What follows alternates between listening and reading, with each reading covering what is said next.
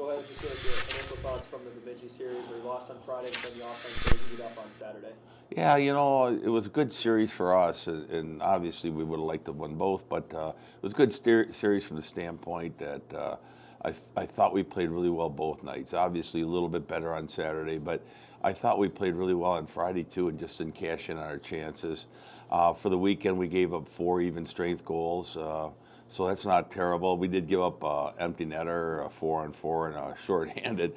But from looking at our 5-on-5 play though, and the improvement we wanted to see defensively, I thought that bore some weight and came out that weekend. I thought our penalty kill, now it's 2 straight weekends. The whole second half we haven't given up a power play goal. Now that's going to change at some point. We know that, but it's a big step in the right direction. So yeah, I was really happy, and then obviously we scored more goals, particularly obviously on Saturday, and I thought the guys were full marks for that win, and I was proud of them. And the key now is we got to build off of that and hopefully have success at Minnesota State.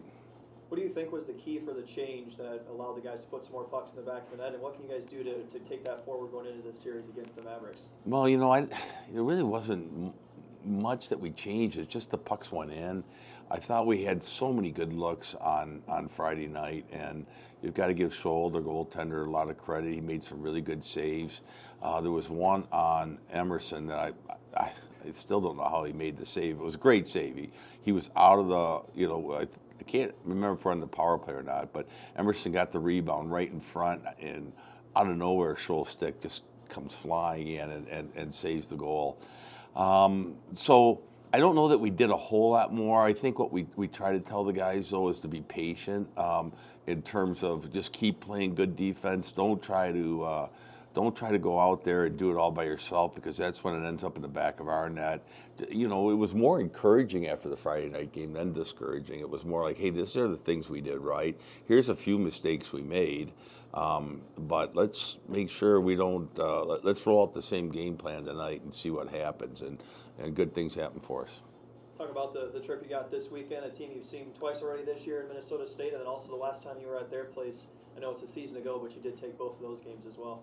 Yeah, we ran into this team earlier. They're a good team. They're really aggressive. They're strong on pucks, win their share of and more than their share of one-on-one battles. I thought they really took it to us in the Friday night game here. We were able to tie going into Saturday's game, but they really were a handful, and they continue to be so.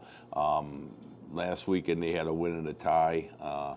But shots on net for them were like 47-22 each night. So you can see they're generating a lot of chances, a lot of scoring chances. So we're going to have to, continue to play good defensively, play well on the penalty kill, because this will be a pretty big challenge. They're a good team. When you snap a loss streak like you had going into this week's, what does that do for team morale and team chemistry? Yeah, I think it does a lot. It's funny, even when we had the losing streak going, I don't ever feel like, guys were disappointed, but I didn't think we really lost morale, which is good. It's a good sign. They all like each other, but eventually you got to get rewarded, and so I look at last weekend more as the start of the second half, in that I thought that GLI, it was just. That was one of those things that was more of an extension of the first half, where we skated twice and played 2 games. Where then after that was over, we were able to really dig in on Monday and have some good practices all week long. And I felt like we were able to tweak some things from the first half to the second half in regards to our forecheck and our defensive zone coverage and our penalty kill. And I didn't feel like we had any opportunity to do anything other than just play when we played in July. I mean, we weren't going to change any systems because we weren't going to have any time to practice it.